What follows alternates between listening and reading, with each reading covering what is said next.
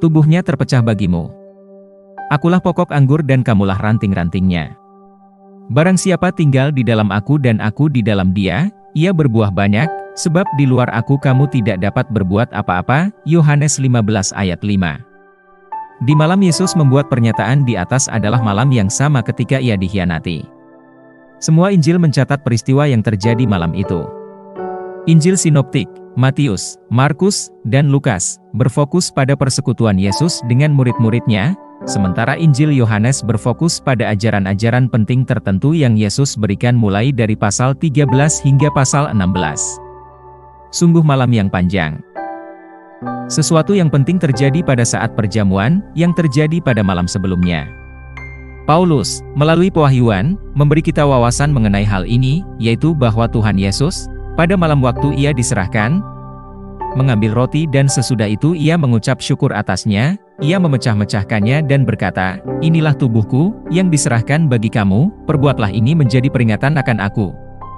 1 Korintus 11 ayat 23-25.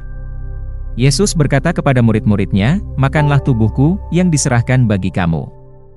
Ini adalah roti hidup yang telah turun dari sorga. Jikalau seorang makan dari roti ini, ia akan hidup selama-lamanya." Yohanes 6 ayat 51. Tidak lama kemudian, dia berkata kepada mereka, "Akulah pokok anggur dan kamulah ranting-rantingnya." Ini bukanlah pengajaran biasa, dia tidak berbicara tentang keagamaan. Hubungan yang mulia ini terjadi ketika mereka memecahkan roti dan meminum cawan, sebagai tubuh dan darahnya. Pada malam itu, dia membawa mereka ke dalam hubungan baru yang belum pernah ada sebelumnya. Sekarang, dalam kesatuan dengan mereka, dia menuju ke salib menggantikan mereka. Apakah engkau mengerti mengapa engkau tidak perlu lagi dihancurkan? Anakmu tidak perlu terlahirkan sakit.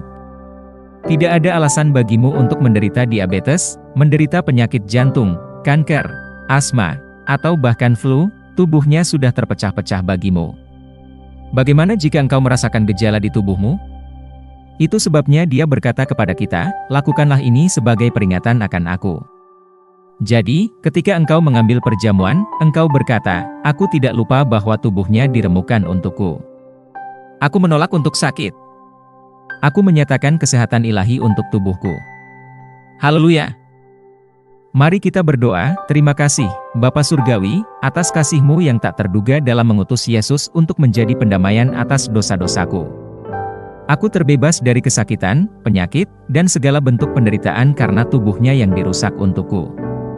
Aku berjalan dalam kesehatan, kekuatan, dan kemenangan, berakar pada firman-Mu dan dibimbing oleh Roh-Mu. Aku menghasilkan banyak buah, membawa kemuliaan bagi nama-Mu. Amin. Ayat renungan hari ini terdapat dalam Yesaya 53 ayat 5, 1 Petrus 2 ayat 24, Mazmur 103 ayat 2-3.